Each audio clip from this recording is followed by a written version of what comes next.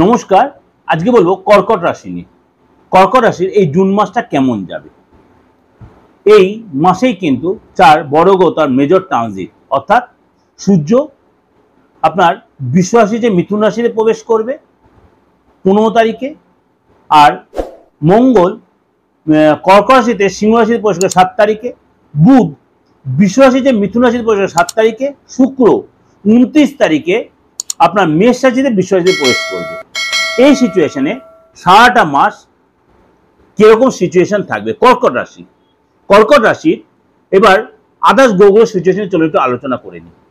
কেতু রয়েছে আপনার second house অর্থাৎ ধনভাবে, অষ্টমে রয়েছে আপনার রাহু, শনি রয়েছে আপনার 9th হাউসে, শুক্র 10th হাউসে, আর সূর্য আর বুধ এই মুহূর্তে বসে আছে আপনার একাদশ হাউসে লাভ ঘরে। কিন্তু আর বৃহস্পতি রয়েছে দ্বাদশ হাউসে। বৃহস্পতি আপনার মিথুন রাশিতে বসে আছে, সেটা আপনার দ্বাদশ ঘর। বৃহস্পতি মিথুন রাশিতে খুব যে হেভি ডেভেলপ তা নয়, তার দৃষ্টি দ্বারা আপনার ইয়ে দেবে, সাপোর্ট দেবে। কিন্তু সূর্য বুধ যে একাদশ হাউসে বসে আছে আপনার বৃষ রাশিতে, মিথুন রাশিতে সূর্য যাবে অর্থাৎ দ্বাদশ হাউসে যাবে আপনার 15 তারিখ, আর বুধ যাবে 7 তারিখ আপনার মিথুন অর্থাৎ স্বরাশিতে। তখন কিন্তু জায়গাটা একটু আপনার আবার চেঞ্জ, অর্থাৎ এই যে আপনার মাসের মধ্যে দুবার এই গ্রহ ট্রানজিট হলো, সুতরাং সেটা সারাটা মাস আপনার কেমন যাবে। তাহলে এই মাসে আপনার কি নিয়ে চিন্তা ভাবনা, কি নিয়ে প্ল্যান, কি প্রোগ্রাম করবেন। আপনি স্টুডেন্ট হন, আপনি হায়ার স্টাডি করছেন, আপনি প্রফেশনে আছেন, আপনি কি প্ল্যান, আপনার কি চাকরিজার বা আপনি চাকরি কি আপনার প্ল্যান পান। প্রথমে আপনার চিন্তা থাকবে আপনার শরীরটা নিয়ে। কর্কট রাশি আপনার শরীরটা নিয়ে আপনি একটা প্যানিক, একটা টেনশনে থাকবেন যে আমার কি হবে বা কি করছি, বা আপনার একটা টেনশন বা একটা যন্ত্রণা, নার্ভের প্রবলেম। যেসব পেন্ডিং কাজগুলো আছে সেগুলো আপনি কিভাবে তুলবেন বা সেগুলো কি করে আপনি আরো কমপ্লিট করে সাকসেস, সেগুলো নিয়ে আপনি প্ল্যান করবেন। পরিবারের সাথে সন্তানের জন্য, সন্তানের বা পরিবারের পেন্ডিং কাজ সেগুলো আপনি করতে হবে, তাদের হেলথ নিয়ে চিন্তা করবেন। অর্থাৎ আপনাকে এই মাসে কিন্তু অনেক কিছু ফ্যামিলি নিয়ে আপনি অনেকটা সময় বা নিজেকে অনেকটা সময় কাটাবেন। আপনার শরীর স্বাস্থ্য একটু আলোচনা করিনি।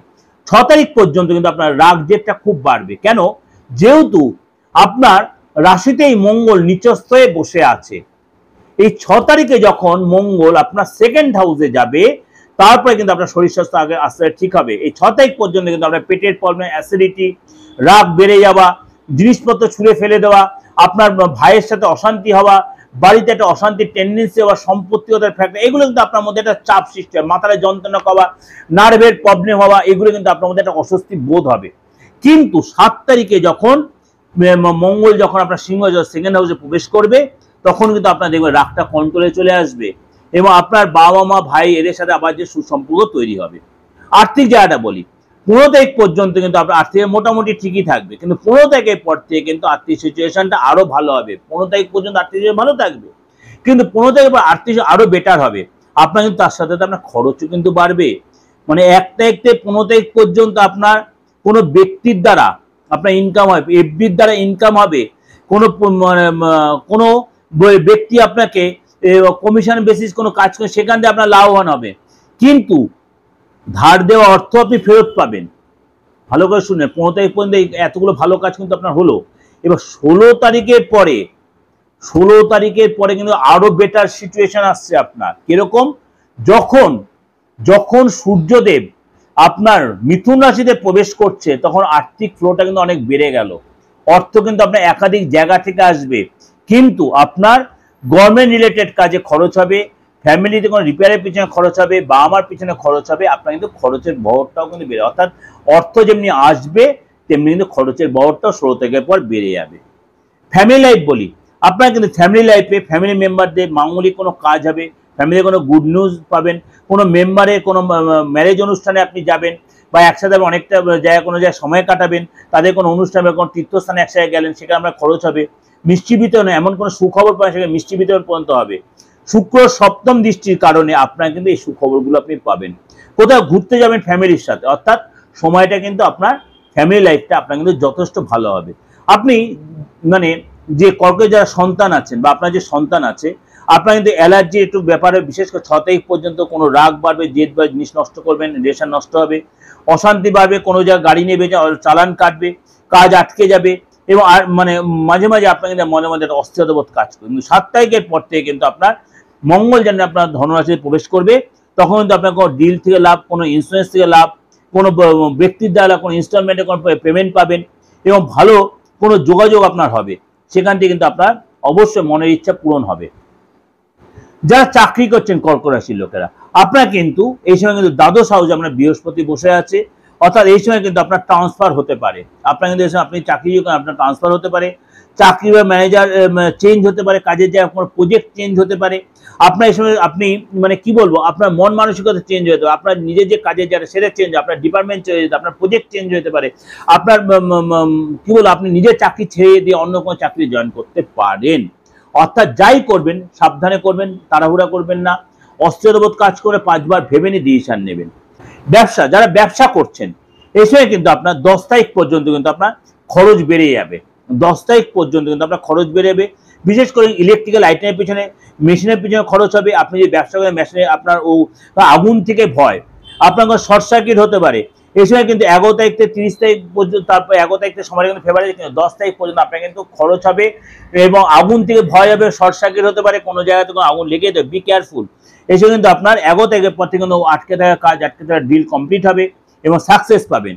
এই সময় কিন্তু আপনার কোনো বিশেষ কোনো সেলিব্রিটির সাথে যোগাযোগ, সূর্য বুধ একসাথে থাকা লাভ হয়ে থাকে, আপনার কোনো সেলিব্রিটির সাথে যোগাযোগ হবে। এই সময় কিন্তু তীর্থে যেতে পারেন, কোনো গ্রামের বাড়িতে যেতে পারেন। এই সময় কিন্তু আপনার দাম্পত্য সম্পর্ক কিন্তু একটু ডিস্টার্ব হতে পারে, আপনার মধ্যে খিটখিটে একটা মেজাজ হতে পারে, দাম্পত্য সম্পর্কের মধ্যে একটু বাকবিতণ্ডা হতে পারে। এই জন্য বললাম দাম্পত্য একটু আলোচনা করি, আপনার দুজনের মধ্যে কোনো কারণে একটু তো কোনো টপিক নিয়ে তর্ক বিতর্কে দুজনের মধ্যে সন্দেহের বাতাবরণ তৈরি হতে পারে। এগুলো কিন্তু আপনাকে নিজেকে অনেক বেশি কন্ট্রোল করতে, কারণ কর্কট রাশির লোকেরা ভীষণ অধৈর্য হয়ে যান, অল্পতে ভীষণ রাগ দেখে, মানে ভীষণ ইগো দেখে ফেলে, ভীষণ আপনি অ্যাটিটিউড দেখে, এগুলো কিন্তু আপনাকে ছাড়তে হবে। 11 তারিখ থেকে কিন্তু আসতে যারা নর্মাল হবে কোনো তীর্থে ঘুরতে যেতে পারেন। আপনি যদি বিবাহিত হন, আপনার কিন্তু শ্বশুরবাড়ির লোকেদের সাথে আপনার পার্টনারের তার শ্বশুরবাড়ির লোকেদের সাথে, অর্থাৎ আপনার মা বাবার সাথে কোনো অশান্তিতে জড়িয়ে পড়তে পারে, আপনার সাথে তর্ক বিতর্কে জড়িয়ে পড়তে পারে। আপনার পার্টনার কিন্তু সেটা আপনাকেই সমঝাতে হবে যে এইসব অশান্তি করে কোনো লাভ হবে না, এতে সম্পর্কটা খারাপ হয়ে নিজে আপনার সম্বন্ধে বাজে ধারণা করবে এবং আপনি কাজে যথেষ্ট ব্যস্তময় থাকবেন, পদলাভ হবে, কাজের সূত্রে আপনার ট্রাভেল হবে। অষ্টমে রাহু থাকায় হঠাৎ কোনো পৈতৃক সময় বা গ্রামের বাড়ি আপনি যেতে পারেন, সেখান থেকে আপনার সম্পত্তি লাভ বা কোনো এখান থেকে কোনো গুড নিউজ পেতে পারেন, অনেক বা কোনো বন্ধুর বাড়ি সে গ্রামে আছে বা কোনো আদার্স কোনো রিলেটিভের বাড়ি বা কলিগের বাড়ি, সেখানে আপনি অনেকটা সময়, অর্থাৎ গ্রামে আপনি হয়তো যাবেন, বন্ধুর বাড়ি হোক, নিজের গ্রামের বাড়ি হোক বা কারোর বাড়িতে আপনি গ্রামে যাবেন, এই যে অষ্টমে রাহু থাকার কারণে। এটা আপনাদের কাছে একটা ওভারঅল মানে ডিসকাশন আমি করলাম। তা সত্ত্বেও বলছি মানে আমি 9টা গ্রহের উপর বেশ করে কিন্তু আপনাকে প্রেজেন্টেশন দিলাম এবং এর সাথে আরো 3টে গ্রহ ইউরেনাস, নেপচুন, প্লুটোর আমি এখানে বিচারটা দিচ্ছি, যেহেতু আপনারা অনেকে এটার সম্বন্ধে কোনো আইডিয়া নেই বা অবগত নয়, তাই আমি এটাকে উজ্জ্বল রেখে যাই। এই যে আলোচনাটা, এটা প্রত্যেকের জন্য খুব মানে সায়েন্টিফিক আলোচনা। যদি দেখছেন এর মধ্যে কোনো মতের মিল হচ্ছে না, আমি এইভাবেই বলছি, হতেই পারে অমিল হতেই পারে, তাহলে আপনি দেরি না করে, যদি আপনি অ্যাস্ট্রোলজি মানেন, আপনার যাকে ভালো লাগে তার কাছে আপনার হাতটা দেখান, ফেসটা রিড করুন, আপনার হরোস্কোপটা রিড করান, পামটা রিড করুন, করে আপনি প্রপার গাইডটা নিন। আপনার এই দেখুন, আপনার এই জায়গাটা দেখালো কোনো জায়গায় ভালো দেখায়, সেই ভালোটা আপনি মানে সাপোর্টটা পাচ্ছেন না, তাহলে আপনি দেখুন আর বাস্তুটা কোথায় ডিস্টার্ব রয়েছে। আপনি দেখুন আপনার উত্তর পশ্চিম জায়গাটা কোনো ডিস্টার্ব হয়ে যাচ্ছে কিনা, আপনার পশ্চিম জায়গাটা ডিস্টার্ব হয়ে যাচ্ছে কিনা। মকর রাশি পশ্চিম জায়গাটা খুব ভাইটাল। আপনার দক্ষিণ পশ্চিম জায়গাটা কোনো ডিস্টার্ব হয়ে যাচ্ছে, সেই জায়গাগুলো আপনি রেকটিফাই করুন। তারপরে রেকটিফাই করে আমরা ভাঙতে বলছি না, আপনি কোন দিয়ে মাথা দিয়ে শুচ্ছেন, আপনার ইলেকট্রিকের জায়গাটা কোন জায়গায়, আপনি আপনার ফ্যামিলি লোকেরা কোন দিয়ে ড্রেনেজ সিস্টেম, আপনার কোন দিয়ে টয়লেট, কোন দিয়ে ল্যাট্রিন, কোন দিয়ে ওয়াশরুম, এগুলো একটু দেখুন। এগুলো যদি আপনি রেকটিফিকেশন করতে পারেন, কোনো ভেঙে চুরে নয়, কোনো রীতিমতো অ্যাস্ট্রোলজিক্যাল রীতিমতো বাস্তু রেমেডি সাপোর্ট দিয়ে আপনি 100% এখানে সাপোর্টটা পেয়ে যাবেন। অবশ্যই সেটা রেকটিফিকেশন করুন। আমি বলছি আপনাকে এই মিডিয়াতে বসে আপনি এখান থেকে 100% ডেভেলপ পাবেন। আপনাদের ফ্যামিলিতে, আমাদের ফ্যামিলিতে প্রত্যেকের কিছু না কিছু আমরা অসুবিধায় জর্জরিত থাকি, তাহলে সেই অসুবিধা নিয়ে আমরা পড়ে থাকবো? একদমই না। রোগ যেমনি আছে তার ওষুধ আছে, অবশ্যই সে রেকটিফিকেশন করুন, ওষুধ খান, অবশ্যই আপনি বেরিয়ে আসতে পারেন। অ্যাস্ট্রোলজিটা সে কিছুটা হচ্ছে মানে অ্যাস্ট্রোলজি কিছুটা হচ্ছে, কিছুটা না 100% হচ্ছে মানে আপনার মেডিকেল সায়েন্সের মতোই। রোগ হলে প্রপার টাইমে আপনি যদি তার ট্রিটমেন্ট করেন, আপনি এখানে বেরিয়ে আসতে বাধ্য, আপনার ট্রিটমেন্ট হবেই। তার জন্য কি করতে হবে? প্রপার অ্যাস্ট্রোলজার, প্রপার তান্ত্রিক, প্রপার বাস্তু হিসেবে আপনার যোগাযোগ করতে হবে।